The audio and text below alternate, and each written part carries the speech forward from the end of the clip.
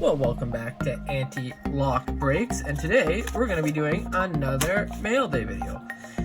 So the top one here, I think we'll dive right into. It was already open because it's another one from May, and all the ones in May, I was just making sure there were cards in them before I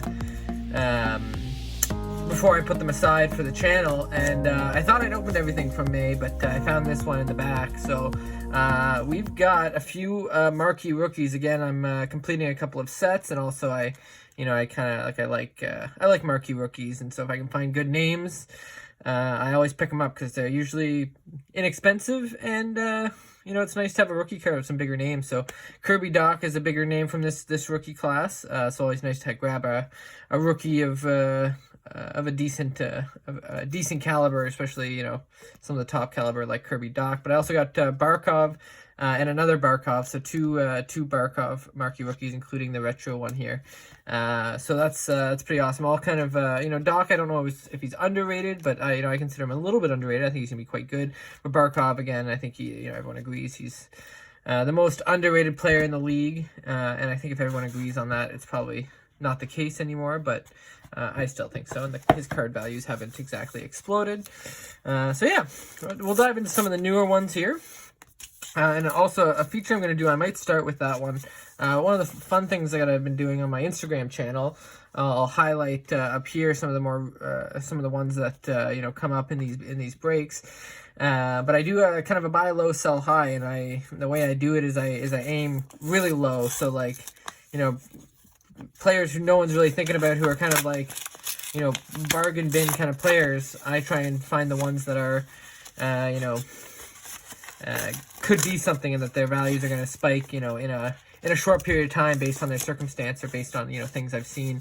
And so far I feel like I've done pretty well, so we'll see what comes up here. So here's one I haven't this one's not one that's been highlighted. It's kind of cool. It comes in a card.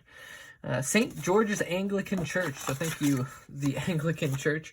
We've got here an Anthony Duclair Young Guns, and I would have picked this one up for a decent price, knowing I think this would have been before the season. So I'm going to throw up here. This is a new feature I'm going to do. So this will kind of be like my first one, my pilot. But up here I'll throw the date I got this card and how much I got it for, and then over here I'll throw up how much it's going for now, and how the player's doing. So I thought preseason Duclair, I saw he was going to be on the top line for Florida, so I picked up some of his cards. So we'll see if there's any more in here.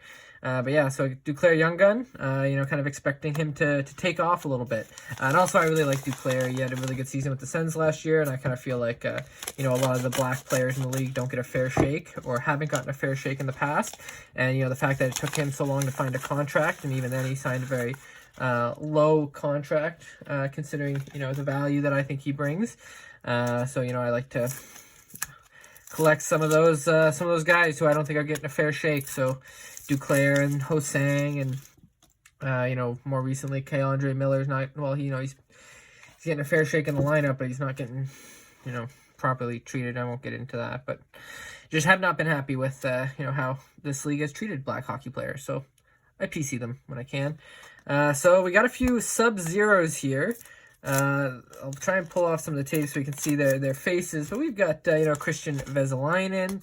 We've got a Robert Thomas. These are all players that I, rookie cards of players I think are going to have good seasons or good careers. Christian Vesalainen, hasn't really done much, but hopefully, I still have a bit of faith in Vesalainen. But Robert Thomas, Jordan Kyrou, were the main names in this lot that I was going after. So I think these two guys are going to have, preseason. I'll throw up the date again, how much I got these for, and when I got them. And Thomas and Kyrou were both players that I thought were going to have good years this year and kind of have breakouts. And I think they have already. So I'll throw up their numbers over here, and what the values of these cards are now, and how these two guys are doing. The other ones here, Howden and Vesalainen. Vesalainen I don't think he's doing much. I'll throw up what he's up to down below right now. But I still have a bit of faith in Vesalainen. Howden, I think, is in the lineup, but I don't see Howden having that great of a career. I was mostly focused on Thomas and Kyrou there, so not a bad little lot. And Sorry if people don't like the scissor use or the time it takes for the scissor use, but I like to reuse my envelopes. So, and here we've got a Connor Timmins Future Watch non-auto. And preseason, I thought Timmins was going to kind of do well and have a good year. I have lost a little bit of faith in that because just because Colorado's got so much depth and so many young, really good young D-men. And Timmins, I just don't think has a spot with Girard and Byram and Makar. There's no room for Timmins to kind of show. So maybe he gets traded and something happens there. But I'll tell you what I got for him, what I got that card for, and how much they're going for. But I don't think there's going to be a significant change in that player. If anything, it might have gone down. But it's not out of the question that Timmins might pop up and do something. And here we've got a wild card rookie redemption, and I definitely know who this is, but I don't know right now. I remember knowing it when I bought it, but it was a decent name, so I'll throw up that here. And again, we'll do what I got it for and what it's going for, and hopefully I'll probably add a little bit of information on why I got that card, if need be, because I forget it was definitely a rookie that I thought was going to have a jump in value. And I also like, for some reason, I do like getting collecting redemptions and submitting redemptions. I don't know, it's just like it's a little thing I like. Oh, dreaded Scotch tape. Let's see here. Eek. Ooh. I think everyone in the hobby can agree with me that the Scotch tape is not the most ideal, and would you look at that? So these two, I'll move it aside, but they're not going to look that nice because of the Scotch tape, and even this thick top loader is taped completely shut, even though it's still not protecting from the waterproof. It's just kind of squeezing the card, so not like the best way to package that. So definitely an inexperienced seller, but I got I'm gonna pull it out of the top loader because the top loader is making it look kind of shite. So we've got Jordan Greenway of the Minnesota Wild Exquisite Collection rookie, 121 out of 299. And I've been PCing Greenway for the last year or so.